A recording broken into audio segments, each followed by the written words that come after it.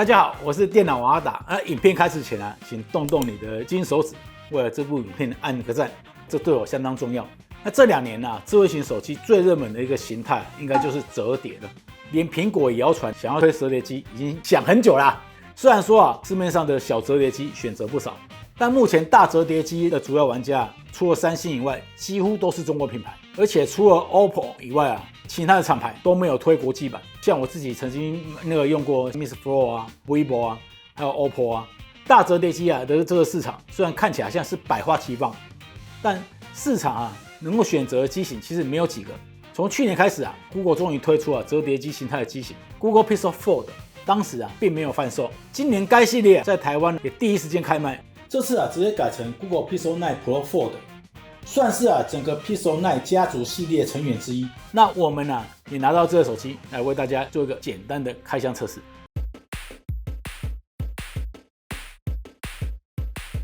好，我们现在直接开箱，外盒非常非常的薄。这次的 Google Pixel 9 Pro Fold 真的是薄，真的很薄感觉起来比我那一只 Vivo 3还要更薄。就给一条传输线，还有简易说明书。它的充电器是要另外买的，1000多块。原则上，它所有的配件就只有这样子而已。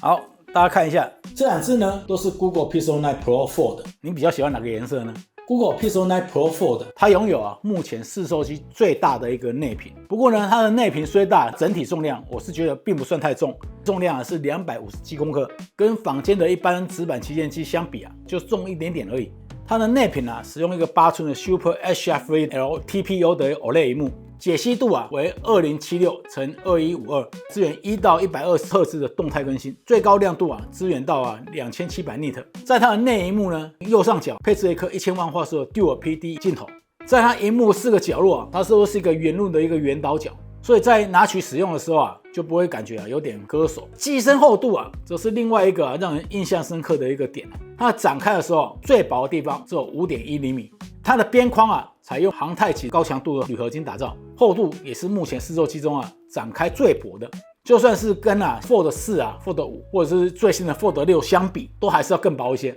那跟 iPhone 15 Pro Max 相比大家看一下就知道它到底有多薄。但是折起来之后它就比 iPhone 厚一点点啦。那在转轴部分呢，官方它只是简单讲了一个叫做多合金的钢材，再搭配航太高强度铝合金来打造，使用起来呢，我觉得耐用性也不错。萤幕展开的时候折痕不算明显，但是呢还是看得到。那这台还有一个特点，就是它支援IPX8的一个防水能力，所以你不小心丢到水面，或者说在泡澡的时候拿来看也没有问题。不但如此它还支援各个角度的悬停，所以你用来看影片自拍这种情境也相当方便。在折叠状态下，转轴中间它是完全密合的，没有缝隙。不含镜头的话，它折叠起来厚度也只有 10.5 厘米。在它的机身顶部这是有一组立体声喇叭，还有一个1兆麦克风，还有台湾没用到的5G 毫米波天线。在机身底部则是有收音麦，然后有SIM卡插槽，那还有一个立体声扬声器，支援 IPX8的一个防水的 Type-C 连接副。它的SIM卡插槽这边要讲一下，它是单卡插槽，然后再加一个 eSIM， 所以它还是双卡双待。在它的机身右侧则是配置了一个具备指纹解锁功能的电源键，你长按呢也可以直接呼叫出救命来。那外萤幕部分则是使用20:9 6.3寸 HDR 萤幕，解析度是2424×1080，支援60到120赫兹的动态更新，峰值亮度也是2700 nit， 而且它的玻璃的区域都采用康宁 Gorilla Victus 2的一个玻璃来做保护，防护力也不用担心。不过呢，裸机使用大家自己还是要小心一点。那它的前置镜头一样是1000万画素的 Dual PD 的一个镜头。那在它的机身背面部分呢，也一样要使用康宁的一个玻璃来进行保护，而且还涂有抗指纹涂层。此外呢 ，Pixel 9 Pro Fold 也支援 QI 的无线充电。那我自己使用的感觉是觉得陶瓷米比较不会沾指纹，所以喜欢裸机使用的话，我会比较推荐这个陶瓷米。日常使用的时候大萤幕不管是看电子书看影片都很爽快。而且Pixel 9 Pro Fold 针对部分使用场景也进行了优化。在折叠状态下，你看 YouTube 的影片，影片播放区域它自己会往上挪，那进度条啊、快转啊那些按钮就会在荧幕下方区域。另外啊，像 Google Meet 啊，还有视讯电话等情境啊，利用折叠机可以直接放桌上的一个特性，无论是办公跟聊天都很好用。这种便利性啊，不是一般的那种直板手机啊能够让你了解的。那接下来我们来谈一谈拍照的部分。众所皆知啊 ，Pixel 系列的拍照啊，在 Enjoy 阵营中啊，一直都是颇受好评的存在。虽然说它的相机的规格可能不是所有厂商里面堆料堆最狠的，但是呢，在 Google 优异的计算摄影跟 AI 加持下，它的拍照一直都有非常不错的表现。那相机部分呢，它搭载了3颗镜头，分别为4800万画素的广角镜头，还有1050万画像素的超广角镜头，还有一颗1080万的5倍的望远镜头。不过呢，我会觉得有点可惜的就是啊，它这个镜头模组啊真的很凸啊。那我自己直接测量呢，它的厚度大概是3.5厘米，我自己是觉得可以接受啊，毕竟它的机身啊只有5.1厘米而已。大家可以看一下接下来的拍摄样张。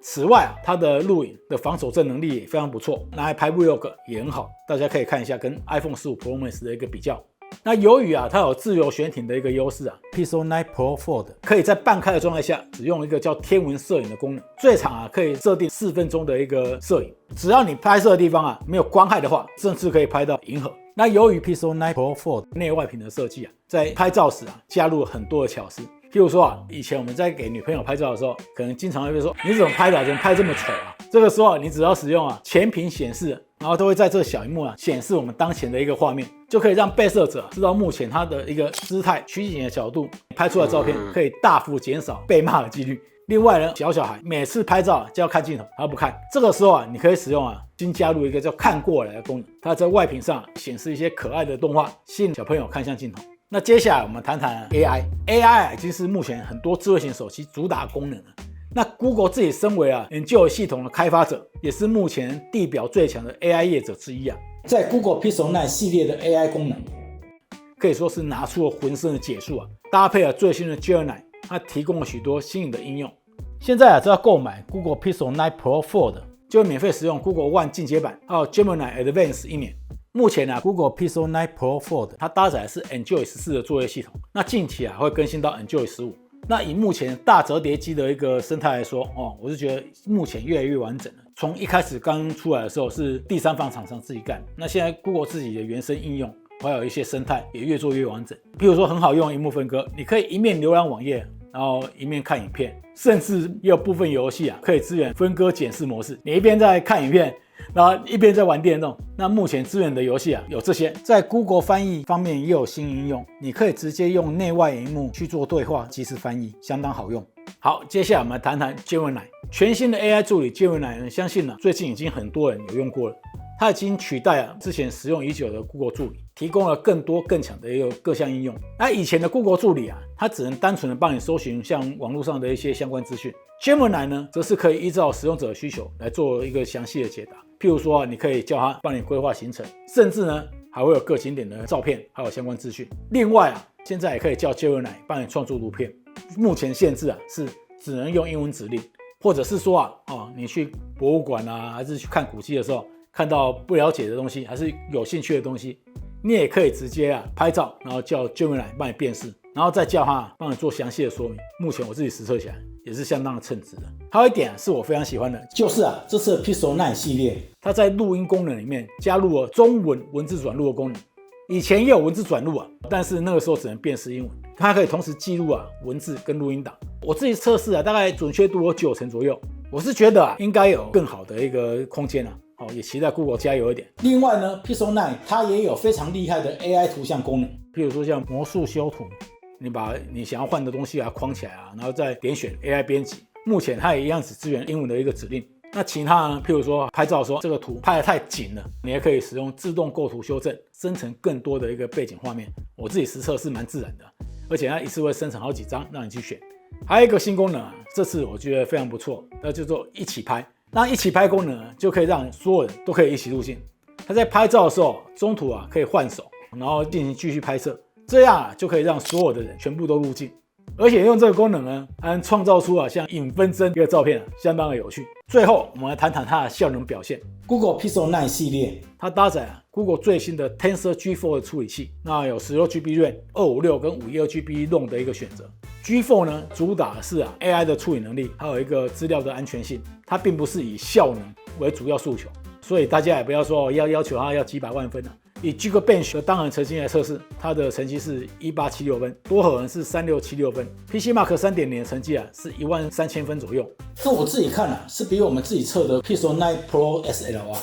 成绩还要好一点。那以AnTuTu进行跑分测试，直板的状态下，它跑出113万分的一个成绩。展开用内屏来跑，分数反而还变高理论上应该是解析度变高，分数会低一点。这个验证了几次都长这样子。那像 3D Mark 跟 Geekbench 的一个成绩大家可以看旁边的图片。虽然说它的成绩不能说是目前最高的，但是我是觉得它大部分游戏都能够顺跑，像原神那些也都跑得动，所以我就觉得还好啦。以室温30度用 WiFi Extreme 去跑20轮的压力测试成绩无下，它也没有发生过热档的一个状态。它最高温度是在镜头右下角区，大概是42度左右，边框大概是40度。虽然听起来温度很高但是因为我们平常时在拿的时候是摸不到那个区域的，摸起来了不起就是温温的。而且这只手机它降温降得很快，我是觉得不会影响什么使用体验如果你还是会担心的话，那我会建议大家买一个原创保护壳，然后搭配使用，那就一定没感觉那续航部分呢，它搭载4650毫安时的一个电池。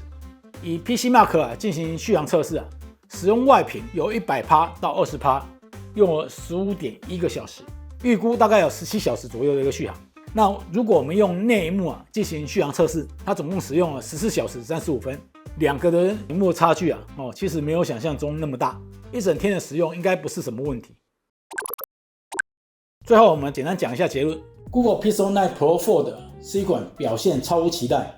那硬体功能相对是完整的一个大尺寸的折叠机，搭配优异的各种 Google 原生的应用跟 Gemini， 还有它的超薄机身、优异的拍摄录影能力，还有各种内外屏产生的创意玩法，整个使用起来都相当的吸引人。再加上Google 亲生子的一个优势不论是系统更新的速度，还有频率，还有支援度也一定会比其他的那个品牌更有优势。现在想要购买这一只手机呢，推荐大家去搭配台湾大哥大资费，全台40间门市都有 Pixel 专区可以实际体验，现场还有最懂 AI 数位科技的顾问可以帮你现场解决各种 AI 使用上的问题，搭配指定资费方案可以再享各种优惠好康，还有原厂的加码礼，实在是太有诚意，太优惠了。我是电脑王阿达，如果喜欢这段影片，记得帮我按赞、订阅与开小铃铛。我们下次影片见，拜拜。